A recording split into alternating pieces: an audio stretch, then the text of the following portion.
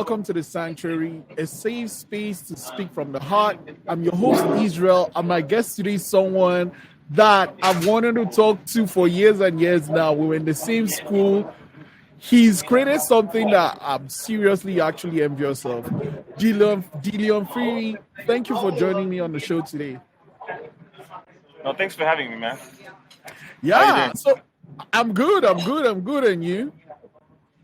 I'm good, yeah. So are you in Cape Town or Johannesburg now? I'm in Joburg, yeah. Oh, nice.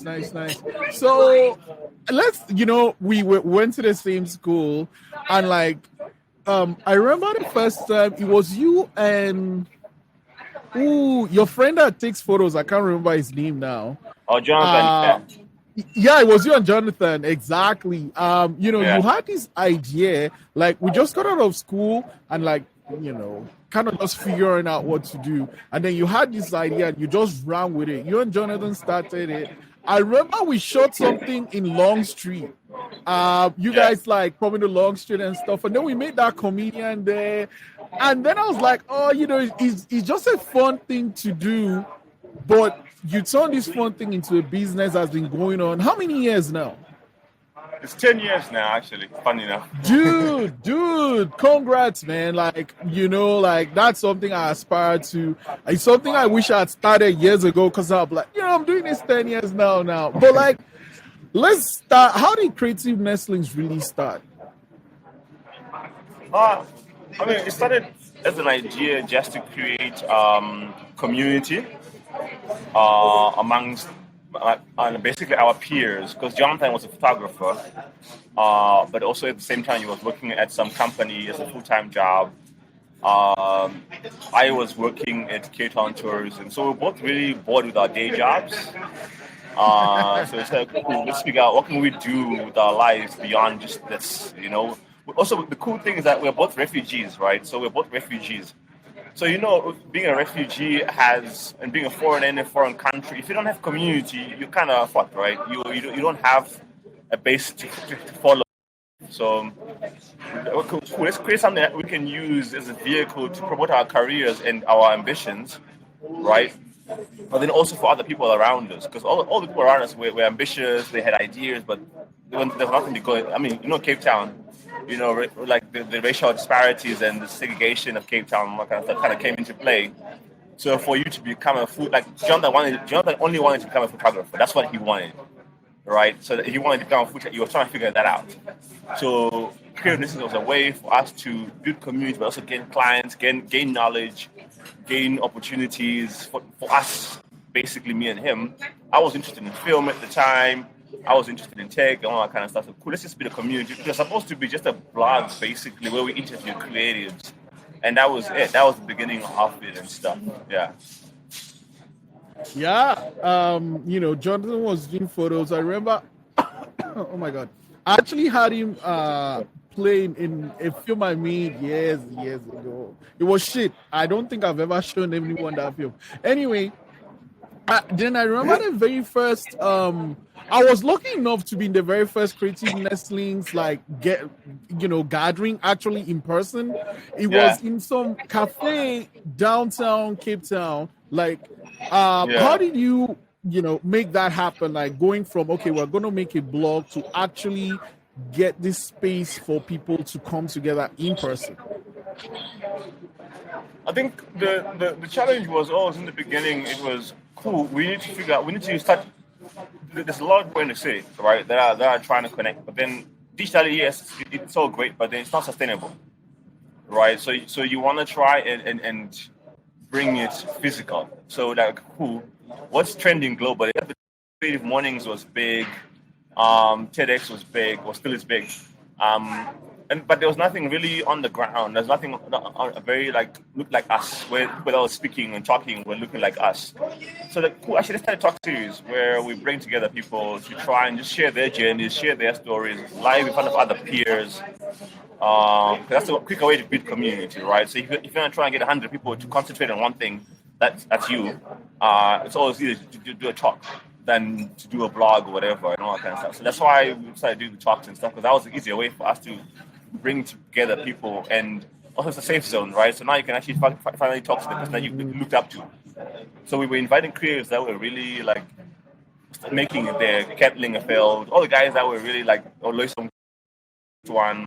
So people that were really big and really starting out their careers and they'd made it basically. Yeah. Yeah. One thing, you know what? By that time I'd lived in Cape Town for I think 4 or 5 years. And one thing that was really cool about the Creative Nestlings meetings is one of the places where I saw way more black people than white people in Cape Town. Like, was that something important to you? Yeah, it was super important. It was super important to represent the true demographic, you know. So we were quite intentional to make sure that, you know what, anyone's welcome. But we're trying to get as many young black people into one space as possible, which is a rarity in Cape Town CBD on a Saturday. You know, Cape Town, yes, everyone lives at 5 o'clock, you know. Yeah, so we wanted to make sure that, you know, the community is as representative of the city as much as possible. So that's how it began. Yeah. Yeah, you know, you introduced to like super, you know, it's always like when you think of art, you especially when you've lived in Cape Town for a while, you just kind of see white people creating stuff and like black people just create African art. And it's like, no, we create really cool stuff too.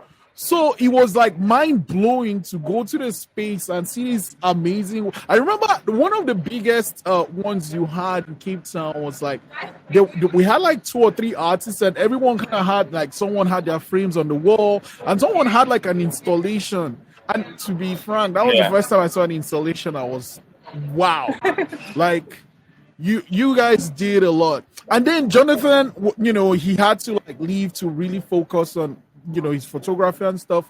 So Creative Nestlings was all on your shoulder. How was that for you? So I mean, before Jonathan left, my ex-wife, my girlfriend, then joined in and started helping me out with everything. Started doing it together. So she worked with me from then till 2019. So I wasn't really alone, but she was there working with me on it and stuff. And, done via the community and stuff. So I'm never really alone. Yeah. I think that's one word you always come back to, community. And then, you know, your ex-wife now, like she also created too. And how is it like, you know, you are creating and like you two are creators coming together to, you know, help this baby grow, and then it forms into a relationship. Like, was there any symmetry between you being together and you actually creating stuff together and working on Creative Nestlings together? I mean, yes, definitely in the beginning there was, because she was fashion, she was trying to get into fashion. She was an artist herself, illustrator, so she understood the environment, and she had better management skills than I do. So there was definitely a good symmetry and a good synergy there. So definitely it was helpful to have her on board. Also because she was South African, so that helped also. Because, you know, being a refugee, you don't necessarily get the same opportunities as a normal South African person does. So being located here helped having someone who's South African. Oh my God! Yeah. Sorry, I don't mean to cut you, but like, did you ever have that issue where, like, to get a job in Cape Town, or well, you know, South Africa, wherever, you had to kind of prove that job you were getting, no South African could like actually do that job? That was like, mind blowing for me. I mean, definitely, we always need someone to represent the locality of the situation and stuff. But also understanding South Africans also helped in that context. Because now there you are having a South African right next to you. Sometimes the thing is, foreigners, we're always outside of people. We never truly understand the nuances of being a South African person. You know, the language barriers, the etiquette, the traditions, the cultures. So having a South African partner really helps in that front, to understand the locality. Even though we work on the continent, it was important to have someone like that. Even when we work in other countries, I always make sure that I always have a local partner there with whatever we're doing and stuff. Yeah, you know, it's a good thing you mentioned working in a local country. So then I left Cape Town, But like, I was always on the website, always on the Facebook, checking Yeah. things out. And then I saw that you kind of, it started with like a Zimbabwean artist, but then like other African countries were popping up on the website. I was like, Dillion is like, branching out of just Cape Town, just Johannesburg.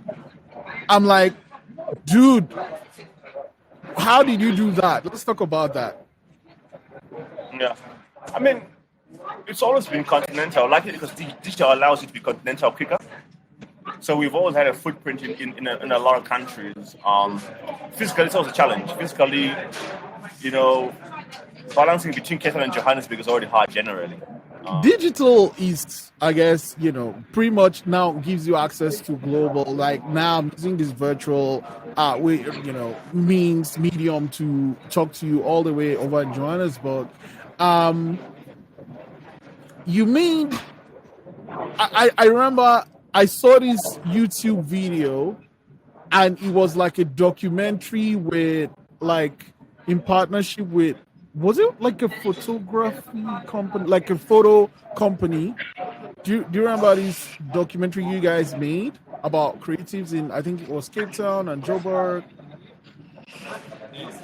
Yeah, I can't remember. Which one is this? What is it about, photography or? Yeah, it was just about creatives, and there was this lady, and there was a partner, two guys in, I think there were two guys in Cape Town, and then the lady, she's a black lady, she makes paintings, and she's in Johannesburg, and I think it was done either in partnership with Canon or with Fuji, either of the two, I can't remember. Oh yes, yeah. We normally, I mean, all our software partnerships into the camera equipment is Fujifilm. Because they give us access to their tools and stuff. Oh yeah, it was Fuji. Yeah. Even like recently in 2019, we shot a documentary. We worked with Fuji equipment on that. That one was around African innovation. So what does innovation mean in African terms and stuff? It's called 0 to 100. That is the one I'm talking about. That is the one I'm talking about. Yeah. So how long did you guys shoot that one for? Funny enough, that was actually quite an interesting project because it was part of a bigger project, part of a global brand that pulled out of the project. You see the brand if you watch the documentary. You see the brand. There's a one shot where they exist, but they pulled out. But it was part of a bigger research on entrepreneurship and investment into African entrepreneurship and investing into basically. So how do you better invest in people in Africa? To solve African problems like water, health, education, all that kind of stuff. So that one took us 3 months to shoot. It's a research project, but it's a documentary at the same time, asking what is innovation here in Africa, not like some global shit, but here in Africa and stuff. So that was our debut documentary basically, and we've since started shooting more documentaries. That documentary, it was so who like. Was it one person that shot the whole thing, or did you use different cinematographers? Because it was so beautifully shot, so well lit. That was shot by Talia. Out of all the people that I've seen make documentaries on Africa, I think our documentary is probably up there because of the way it was shot, the way the storytelling was done, the way it was edited. It's too bad that we didn't get a distribution deal yet for it. Something I think we're thinking about. We're trying to get it on Showmax, Netflix, or whatever, because I think it really came out quite well and really made a different statement from the traditional African documentary. This was not some white book coming to shoot up. Yeah. This was shot by people on the ground. One refugee, black guy, one Indian lady directing also on there. It was shot by young people. 2 cameras, very low budget, very easily shot. It took us about 2 months to shoot documentary in Cape Town and Joburg. And then editing took us about, 2 months. It was finished in 2019, but we only launched it in December 2020 because it was not our documentary initial, so we'd get licensing permissions. So we got it.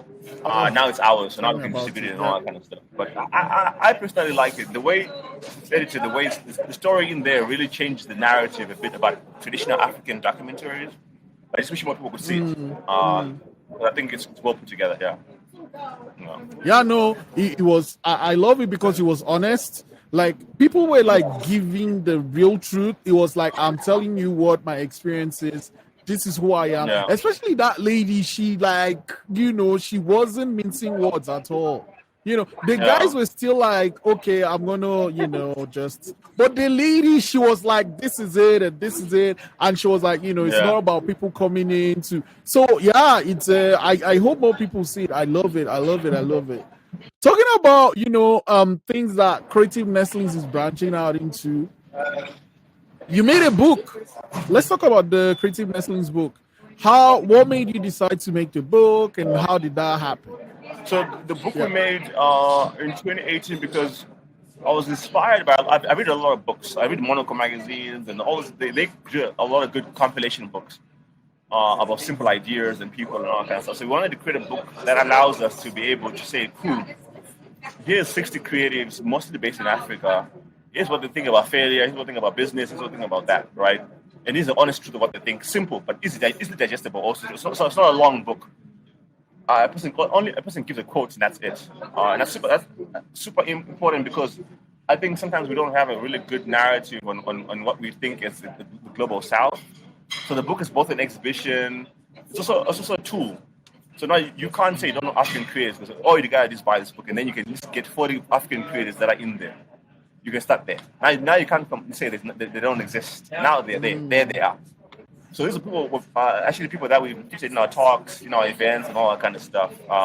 Actually, this year I'll start working on the second version of it once I have time, because I feel like there's a need for that. We're still not getting enough books. We're still not getting enough printed publications. Because I'm actually quite happy about it, because when my kids see that book, they're like, oh, but we know that person, So now it's easily relatable. They know that person. They've been to the exhibition. They now know they can put a face, the work, they can see fellow Black creators making work, And that's quite cool to see, when your kids can relate to your work on that level.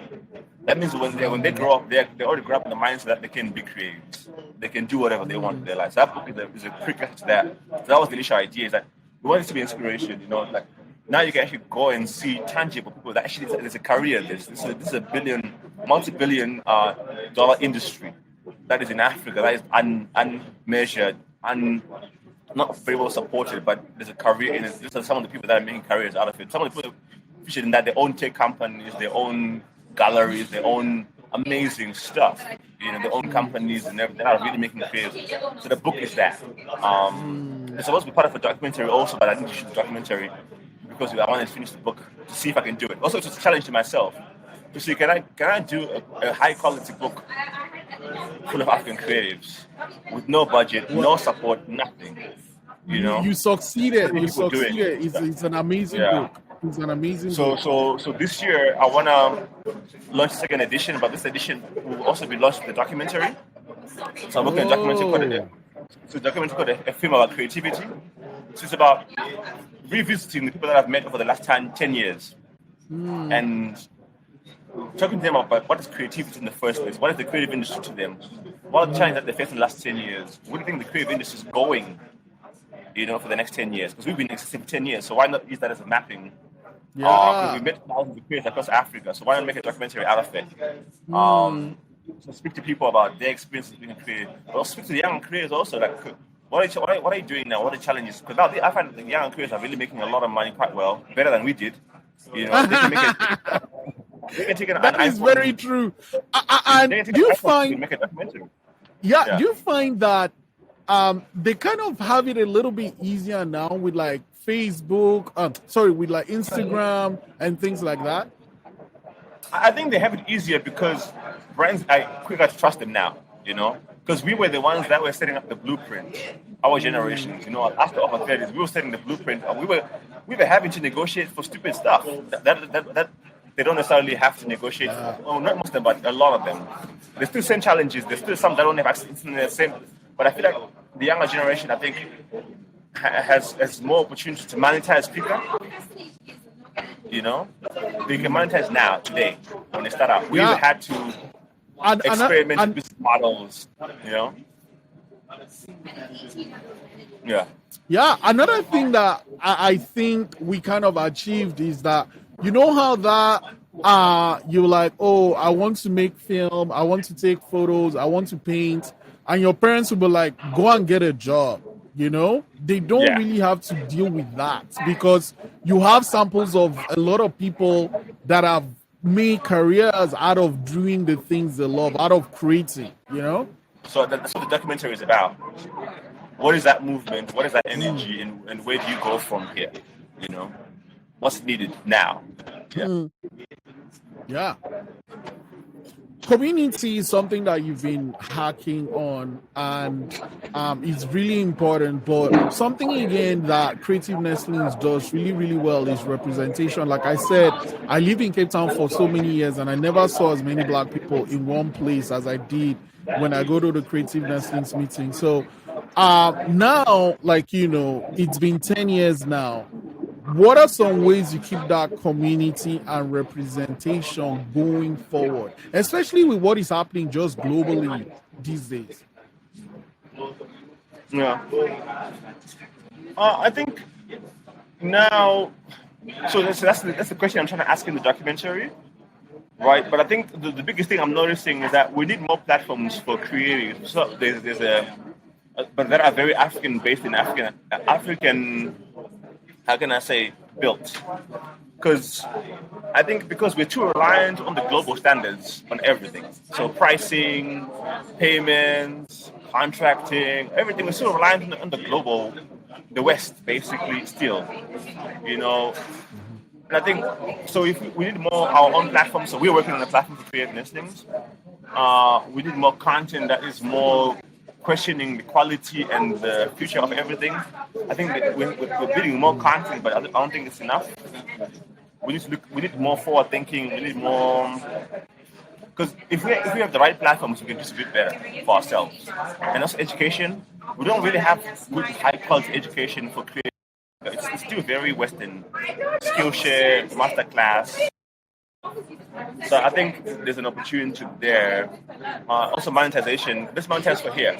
So I'm actually quite glad that we're seeing a lot more platforms and being invested in companies like Flutterwave and all that kind of stuff that are being invested in for African payment systems, Yoko, all that kind of stuff. So now that means we can transact easier. And NFTs are coming into Africa now finally after the NFT's been there for a bit, but now it's starting to become a thing in Africa, paying for art using cryptocurrency. It opens up for more people to have ownership of stuff, but also more people to create digitally. So I think there's opportunities there.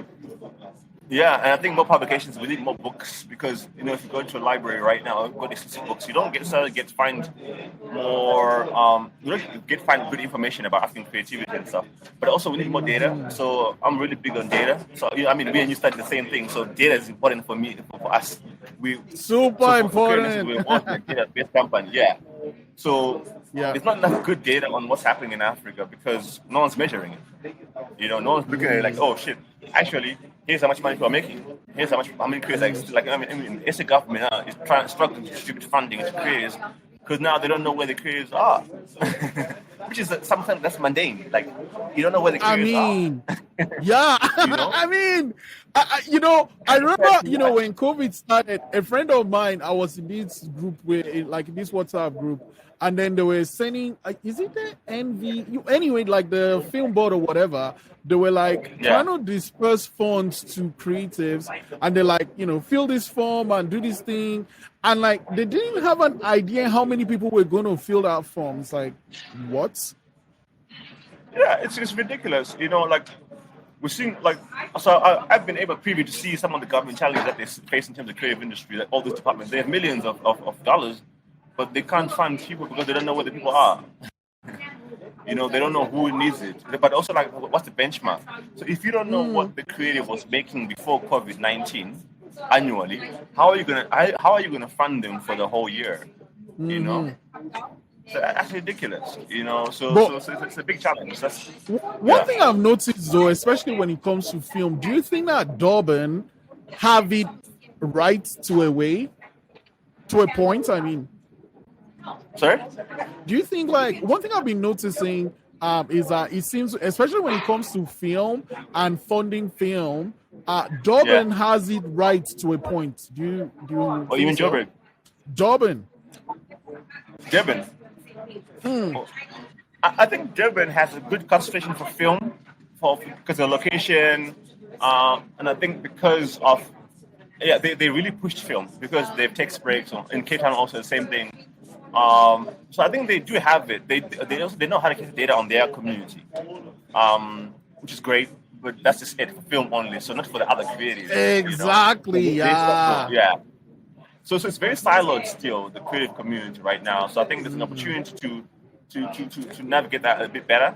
So our platform is cool. We want to look at every creative in Africa. Where are you? What are you doing? What do you need? How much are you making? So we can choose for that. We've been working on this platform for like 2 years now, trying to figure out what's the right way to build it. So hopefully this year we launch it. I hope if all goes well. But I think because once you have the data, like this year, for example, no one knows that this year the AU and UNESCO have declared this is the year for creative and cultural industries. So that means they must be putting most of their energy and funding towards the creative and cultural industries in Africa and the world. But it's not happening. The AU is not even, I've not seen anything that's remotely representing what does that mean. But they've declared the year of creativity, but nothing is happening. But I think mostly it's because they don't know what to do because they don't have the data. Because now COVID has wiped out the events sector. So now normally people would rely on a conference. They would rely on so now they'll spend their budget on bringing creatives together. But now you can't do that. Now you have to meet the creatives where they are. But that is the other thing though, especially as a creative, there's this like, I want to create, I want to paint, I want to make a film, I want to make my music. But you also have to think of this administration, bureaucratic side. Yeah. How do you, and like as the founder of Creative Nestlings, bring those two together? Creativity and, all this paperwork. I mean, I'm not the best at it, definitely. I've made a mess of things. It's not where it's supposed to be. But I think in there are lessons of what I could do better. I need to get a team, like an internal team, not to be too reliant on the community in terms of doing everyday stuff. The everyday stuff must be managed by everyday people, basically, in the company. So I'm restructuring it completely. 10 years later, cool. What went wrong? What went right? We've been very good at partnerships and all other stuff, but I think now it's like, okay, how do you scale that? How do you make that better? So I think also I was too experimental. I bootstrap too much, So that's the thing about me. I overdo things sometimes, so I do that too much. So I think now it's about reworking that and see, cool, how do you structure creative things for the future? So platform, documentary, more locations, a better team, so they can do the administrative stuff, because that stuff is as a creative is hard, because I'm a creator. I want to make a documentary today. Exactly, I don't want to think of paperwork and budgets and all that crap. No, I don't want to worry about that kind of stuff.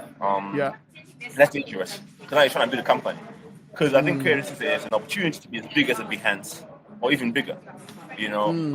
As big as a Skillshare, because we're working on our platform. Going to be education like Skillshare on masterclass. So we're going to allow African creators to teach classes like you could teach a class in film. And how do you make a film, distribute, and all that kind of stuff. So that's what we're working on. So the platform is you manage the entire creative career via this platform and stuff. Wow. So that's what That's we're working on wild. and stuff. That's so wild. we can take out that administrative strain, from the creative and stuff. Yeah. So, I guess now, it's been 10 years of Creative Nestlings. You've been doing a lot of things, as a creator yourself. How do you, I guess, make time for yourself for self-care pretty much? Yeah, I think self-care is super critical. For a very long time, I wasn't the most self-care person, I was like, at work, you got to do stuff now. People need it, people are hungry, and all that kind of stuff. But now, I think, like earlier on this year, I took a break completely. I shut down everything. Because I think I needed a solid break from creative nesting, so the emails were not working, the website was down, because I just had enough. 10 years later on, I'm still struggling. 10 years later on, I'm still struggling with the mundane stuff, mentally, physically, financially, and all that kind of stuff. Cool. Took a break. Only like this month, if I started now started getting back into it. Like, cool. What went right? What went wrong? But also, where do we go from here? That's where the idea of the documentary came about. Also, I got frustrated with the app wasn't going live. After all that investment in time and energy. So I think self-care is important. Talking to people is important. So I talk to people. Drink a lot of coffee. I'm always in a coffee shop. That's my thinking zone. People go to taverns. Mine is coffee shop. I always have to live next to a coffee shop to feel better. So that's what I've been doing, and just being mentally present for my kids. Talking to them every single day. When I'm stressed out, I call them like, "Yo, what's up? What are you doing?" They always have crazy ideas about life and stuff. So that also is another way to kind of zone out. So yeah. Also, my partner now, Nonka, is very good at calming me down and keeping me not doing anything and just watch TV or something. So yeah, because I'm quick to anger, quick to frustration, quick to let's burn everything down and all that kind of stuff. So yeah, so self-care is super, super important because, you 10 years later on, you go through a lot. People don't see that, people don't see the strain of being a creator. It's actually quite a big, a burdensome thing sometimes. You are a creator yourself, but now you're responsible for other creators. Yeah. Right? It's not a responsibility you went out seeking. It's a responsibility that end up being. So that's a strain. People come to you because they can't pay rent this month, but they don't know that you can't pay rent this month too. But now they're expecting you to solve their problems. They're expecting you to help them out with their careers, all that kind of stuff. It's a bit of a challenge. Catch-22, Also, I'm also a creative myself, so I think for a long time I neglected my creative side of things for everybody else. So now, film is my passion. So I want to do more documentaries via creative nestlings and outside of creative nestlings because that's my passion, making films and documentaries and all that kind of stuff. That's always been my passion. I went to CTI not because I wanted to, because I had to do a degree from my mother, not for me. My mom asked me for one thing, that was to get a degree. But I really wanted to become a filmmaker. So now I'm able to. But at the same time, creative nestlings continues, and now it's like the creative nestlings version. I don't know 20.0 right now. So now I'm just plot that. Yeah, but do you find that all those knowledge, all those things you learned back at CTI, you are using that in creative nestlings? Yeah, no, definitely. I mean, the take a degree helped. Being able to and now I'm able to prototype on my own. I'm able to plot out an entire app or website. Like the website for creative nestlings, I built it all the time. No one built it. I do that all the time. So that helped. Being able to analyze data helped. What's the name? That lady actually is business analyst. All those that lady, she was the best instructor. I can't remember her name, but I remember. Yeah, I didn't yeah. God, we have to. But it was. I think Shakira. Database. Yeah. Oh yeah, Shakira was awesome. Anyway. Yeah. It was great. It was great. Yeah. That helps. Being able to plot and plan things, because now I can use my tech side of things to be on both worlds. That's super important to have and stuff. Because I remember a while back when I was part of this other project that I co-founded called JMB Hive, it was an incubator for creators and entrepreneurs. That tech background helped. Being able to support creators better, being able to understand the creatives, help them plot themselves. I mean, some of the entrepreneurs are successful now that we helped. So that's always good to have, that degree, basically. Yeah. I was skeptical in the beginning, but it helped. Do you find that, with creating nestlings, with J&B Hive, you're kind of like a proud parent when you see someone that kind of went through what you've done and they've come to achieve this thing? Yeah, I mean, definitely. I'm quite... Because in the beginning, you don't have any tangible examples, right, of this could work. What you're saying will work. But now I actually have a bunch of them, like there's about 2 sneaker brand here in South Africa. There's several that didn't make. There's a bunch of brands that I've been able to, creators that I've been able to help over the years that I can say, actually I can see where they got that value from. We put money into them, we put time into them, we put energy oh, there's actually what we're doing actually means something, you know. It's putting food on the table, it's creating jobs. I've not been the best at articulating it. I think that's one of the reasons why I'm doing the documentary. It's a way to articulate. The book was that also, a way to articulate and show examples of people that have gone through what we're trying to do, right? And they've succeeded or they've not made it or whatever and stuff. So definitely, you know, it's a proud moment when I see people come to me and say, oh, wait, actually, the first time I did AB, I learned about A, B, and C is you. Now, look, I have a company doing that. Oh, I have a job doing that. Like, oh, wow, who knew, you know? That's great to watch and see and see that materialize and stuff, yeah. The other thing I want to ask was that, like, 10 years now, Creative Nestlings is 10 years. In just as short sentence as possible, what are two standout things you've learned? I mean, I think I've learned that the creative industry is valuable. You know, and the African creators were very talented, but then seldom do we realize that we can make it, basically. Yeah. I could put up more, but yeah.